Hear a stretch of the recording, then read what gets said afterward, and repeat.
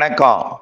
செல்வகுமாரின் செப்டம்பர் 9க்கு மேல் அக்டோபர் 15 வரை இடைப்பட்ட கால வானிலை ஆய்வறிக்கை 2025 ஆகஸ்ட் 31 ஞாயிற்றுக்கிழமை அதிகாலை நிலவர ஆய்வறிக்கை. நேற்றைக்கு சென்னை மணலி மற்றும் அதன் சுற்றுவட்டார பகுதியில் 25 சென்டிமீட்டருக்கு மேல் மழை பொழிந்திருக்கிறது. அதே நேரத்தில் விஜிபியில் 0 தூறல் கூட இல்லை. தாம்பரத்திற்கு மேற்கே, திருவான்மியூருக்கு வடக்கே, படிப்படியாக வடக்கே செல்ல செல்ல, குறிப்பாக மணலியை மையமாக வைத்து 27 சென்டிமீட்டர் மழை பொழிவு பொழிந்திருக்கிறது.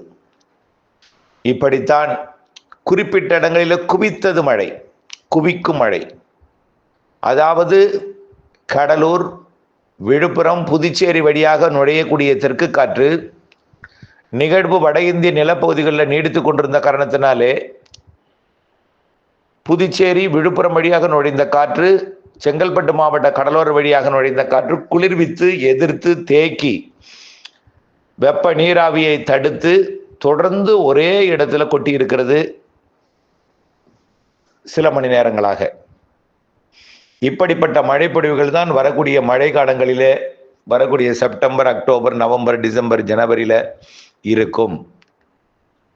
அதன் அடிப்படையில் செப்டம்பர் 9க்கு மேல் வரக்கூடிய நிகழ்வு, அதாவது 6, 7 தேதிகளிலே தென்சீன கடலில் உருவாகி 8, 9 தேதிகளில் வங்கக்கடலுக்கு வந்து 10, 11 தேதிகளிலே ஆந்திர பிரதேச கரையோரம் நெருங்கி 12, 13, 14, 15 தேதிகளிலே ஆந்திர பிரதேச கரையோரத்தில் தீவிரமடைந்து அதற்கு முன்பே வங்கக்கடலில் இலங்கை வளிமண்டலத்தில் ஒரு காற்று சுழற்சி உருவாக வெப்பசலன இடிமழை பொழிவை ஏற்கனவே 10ஆம் தேதியிலிருந்து ஆங்காங்கே தொடக்க ஆந்திர பிரதேச நிகழ்வோடு இணைந்த ஒரு வளிமண்டல சுழற்சி அமைய வடமேற்கிலிருந்து